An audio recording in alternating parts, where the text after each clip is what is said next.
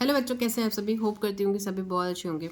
मैं इस वीडियो में आप लोग के लिए लेकर आई हूँ फिजिक्स इंपॉर्टेंट क्वेश्चंस क्लास 12, आप जैसा कि देख पा रहे होंगे।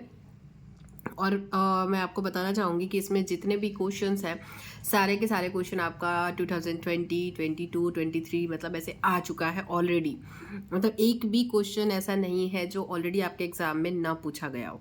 तो ये सारे क्वेश्चन मैं आप लोग के लिए लेकर आई हूँ और इन्हीं में से काफ़ी क्वेश्चंस फंसने के बहुत ज़्यादा चांसेस है कि इनमें से आपको क्वेश्चन एग्जाम पेपर में आपको देखने को मिलेगा। तो चलिए बिना देरी के देख लेते हैं ये कौन कौन से क्वेश्चंस हैं। वीडियो पसंद आए, हेल्पफुल लगे तो वीडियो को लाइक करना बिल्कुल भी ना भूलिएगा, दोस्तों के साथ शेयर कीजिएगा। तो चलिए शुरू करते हैं। और भी कोई टॉपिक आपको समझ में ना आए, इसमें से कोई टॉपिक ऐसा हो जो आपको अच्छे से समझना हो तो भी आप मुझे कमेंट कर सकते हैं। चलिए फर्स्ट क्वेश्चन देख लेते हैं। फर्स्ट क्वेश्चन है हमारा, मूल आवेश किसे कहते हैं और इसका मान कितना होता है। ये कई बार पूछा जा चुका है। तो मूल आवेश क्या होता है? इलेक्ट्रॉन पर उपस्थित आवेश को मूल आवेश कहा जाता है। मतलब जो इलेक्ट्रॉन पर आवेश ऑलरेडी उपस्थित होता है उसे ही उसका मूल आवेश कहा जाता है। ठीक है। और उसका मान कितना होता है? उसका मान होता है 1.6 इंटू 10⁻⁻19 कुलाम। ठीक है, मतलब 1.6 गुणा 10 की घात माइनस मतलब ऋण 19 गुलाम। ठीक है हिंदी में। तो ये होता है, कई बार क्या होता है कि सिर्फ और सिर्फ मतलब बस यही पूछ लेता है आपका कि मूल आवेश का मान कितना होता है, तो भी आपको ये लिखना होगा। ठीक है।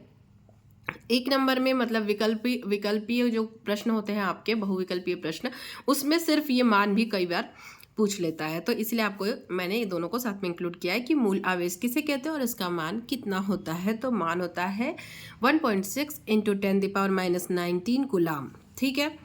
और इलेक्ट्रॉन पर उपस्थित आवेश को ही उसका मूल आवेश कहते हैं। नेक्स्ट हमारा क्वेश्चन है, किसी आवेशित चालक के अंदर विद्युत क्षेत्र एवं विद्युत विभव को स्पष्ट कीजिए। तो चूंकि आवेशित चालक के अंदर आवेश उपस्थित ही नहीं रहता है, ठीक है, उसमें आवेश क्या रहता है? उपस्थित नहीं रहता है। अतः आवेशित चालक के भीतर विद्युत क्षेत्र शून्य होता है, जबकि आवेशित चालक के भीतर विद्युत विभव नियत रहता है। मतलब हमसे दो चीज पूछा है कि अंदर विद्युत क्षेत्र और विद्युत विभव को स्पष्ट करना है। तो उसके अंदर, क्योंकि उसके अंदर आवेश नहीं होता है तो इसलिए उसके अंदर विद्युत क्षेत्र क्या होता है?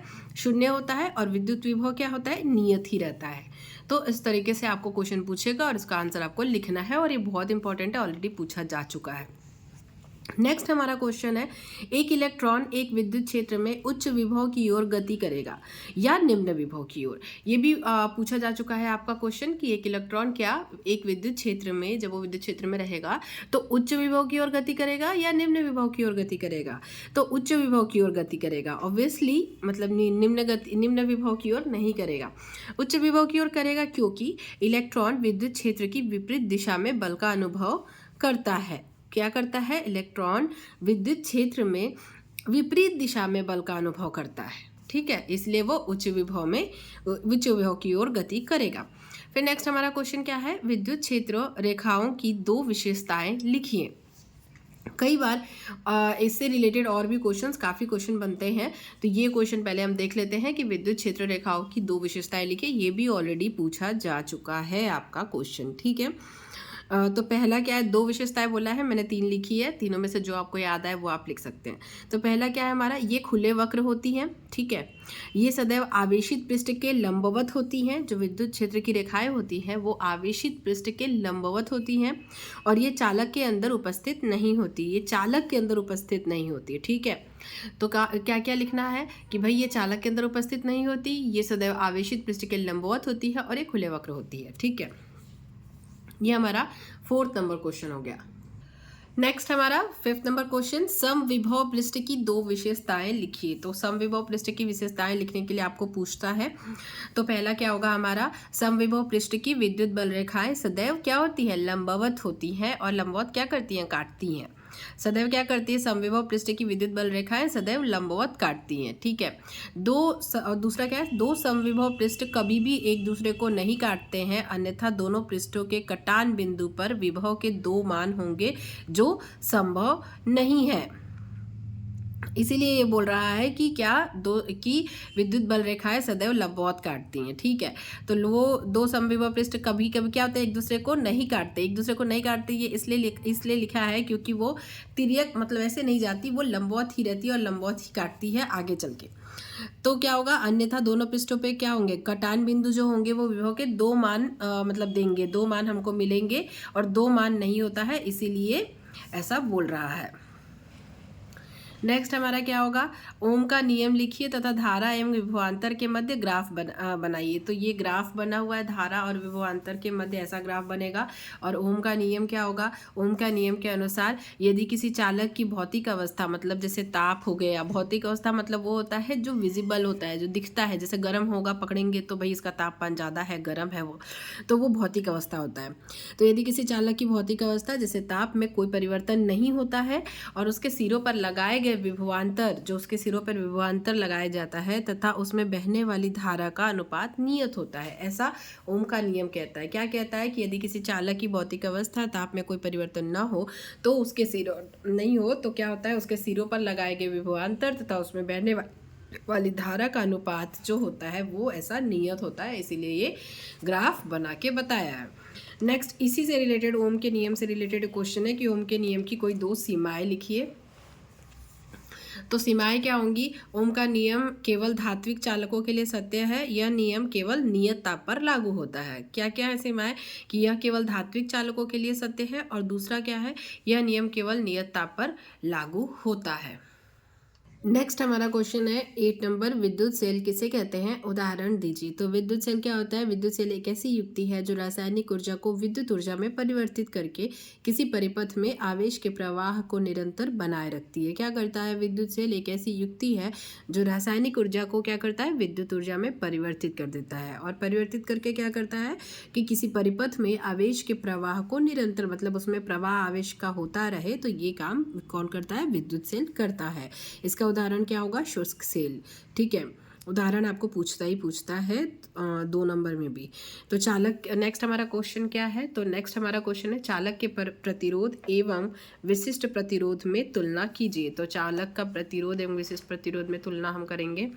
पहला, चालक का प्रतिरोध उसके पदार्थ, ताप, लंबाई व परिच्छेद क्षेत्रफल पर निर्भर करता है। और विशिष्ट प्रतिरोध क्या होता है, विशिष्ट चालक का विशिष्ट प्रतिरोध केवल उसके पदार्थ एवं ताप पर निर्भर करता है, उसकी भौतिक अवस्था पर नहीं करता। इसका प्रतिरोध का क्या होगा, प्रतिरोध का मात्रक क्या होता है, ओम होता है, और विशिष्ट प्रतिरोध का मात्रक ओम मीटर होता है। प्रतिरोध का मात्रक क्या होता है, ओम होता है, और विशिष्ट प्रतिरोध का मात्रक ओम मीटर होता है। नेक्स्ट हमारा क्वेश्चन, नहीं इसी में एक और अंतर हम देख लेते हैं कि तुलना में एक और तुलना है, यह एक अभिलाक्षणिक गुण नहीं है, मतलब प्रतिरोध जो होता है वह एक अभिलाक्षणिक गुण नहीं है, और विशिष्ट प्रतिरोध एक अभिलाक्षणिक गुण है। नेक्स्ट हमारा इंपॉर्टेंट क्वेश्चन है किरचॉफ का वोल्टता नियम। तो ये बहुत बार पूछा जा चुका है, तो ये देख लेते हैं हम कि किसी भी बंद विद्युत परिपथ में किरचॉफ का नियम अगर आपको समझना हो अच्छे से, मतलब एकदम इजी वे में, तो ऑलरेडी मैंने उसकी वीडियो अलग से प्रोवाइड की है, तो आप चाहें तो वो वाली वीडियो देख सकते हैं, तो आपको बहुत अच्छे से समझ में आ जाएगा किरचॉफ का नियम, ठीक है। तो किरचॉफ का वोल्टता नियम देख लेते हैं। किसी भी बंद विद्युत परिपथ में विभिन्न खंडों में बहने वाली धाराओं तथा उनके संगत प्रतिरोध हो, मतलब उनके साथ जो प्रतिरोध होता है उसके गुणनफल का बीजीय योग, उन सभी के गुणनफल का बीजीय योग उस परिपथ के समस्त विद्युत वाहक बलों के बीजीय योग के तुल्य होता है। योग के क्या होता है, तुल्य होता है। जैसे ये देख सकते हैं आपको ये सूत्र इसका याद ही होगा, ठीक है। तो ई की जगह पे ई आई आर यहाँ पे आ जाता है। उसके बाद यही किरचॉफ का वोल्टता नियम है। तो ये हमारा किरचॉफ का वोल्टता नियम हो गया, और ये इंपॉर्टेंट क्वेश्चंस हो गए जो मैंने ऑलरेडी ये सारे क्वेश्चन वहीं से लिए हैं आपके पेपर से, क्वेश्चन पेपर से, जो ऑलरेडी आपके एग्जाम में पूछे जा चुके हैं, ठीक है। तो अगर आप लोगों को वीडियो अच्छी लगी होगी, हेल्पफुल लगी होगी, तो वीडियो को लाइक कीजिएगा, और ऐसी और वीडियोस के लिए आप मुझे कमेंट कर दीजिएगा। कोई भी क्वेश्चन में डाउट होगा तो भी आप मुझे कमेंट कर सकते हैं, मैं ट्राई करूँगी कि मैं आपकी हेल्प कर सकूँ। चलिए, all the best for exam, और थैंक्स फॉर वॉचिंग।